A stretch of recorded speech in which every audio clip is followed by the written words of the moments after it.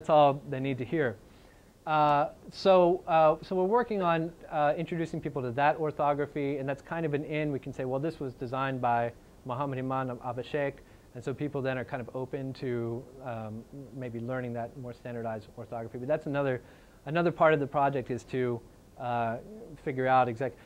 A lot of it, as far as writing it in Latin, a lot of it's very clear cut, but there are a few. There's a dental versus alveolar stops in the language, which is, man, I still have trouble hearing the difference, especially the nasals and liquids. I swear there's no difference. In fact, I'm getting better at the stops, the other stops. So that's another part of it. It's like standardized orthography. Yeah. May as well. We're not going to talk about the syntax. We don't have any time to talk about it. So there's like only 2 other syntax people in the room anyway. So anyway. You said that the cities were walled. This city was, at least. Brava was? Yeah. Who was it walled against?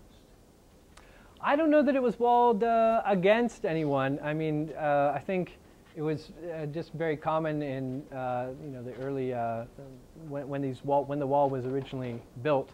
We're talking 1200s, 1300s. Cities had to have walls, but there are very few stories about repelling invaders or anything like that.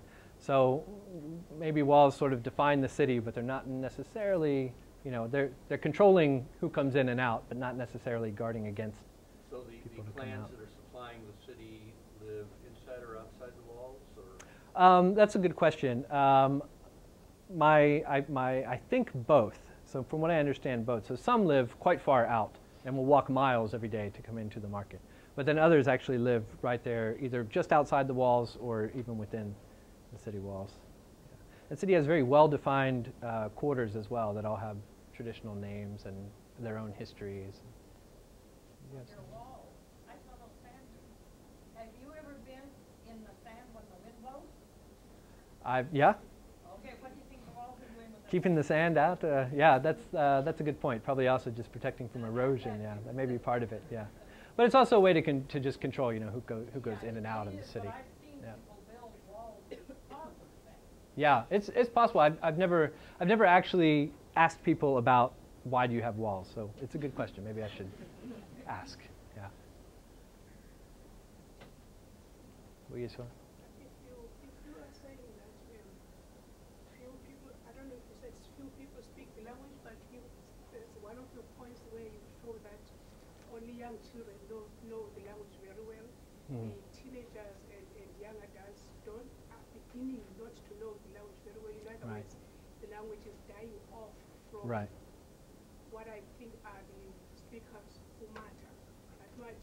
Is there hope of maintaining this language or reviving it? Well, there's always hope of revival, right? So you can always have that hope. That's part of the reason why we want to do documentation.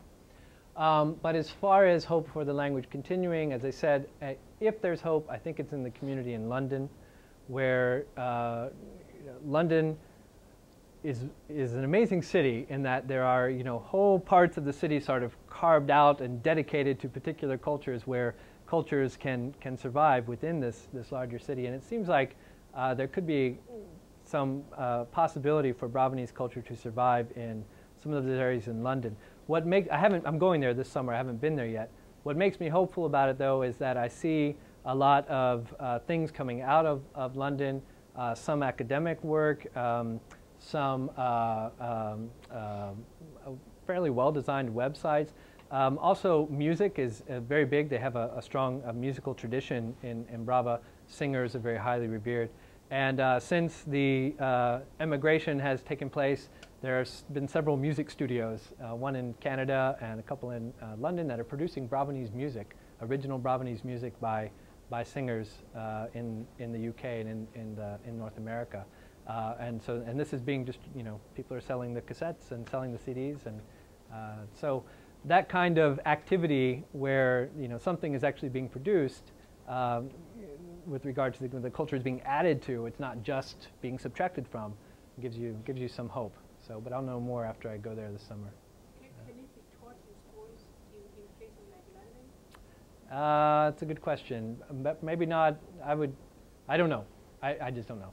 But there is the religious schools, right, which are more local. at the local masjid. So I don't know if it can be taught anywhere. I would think it might be being taught there, but I don't know if it's being taught anywhere. Because Good that's question. one of the ways in which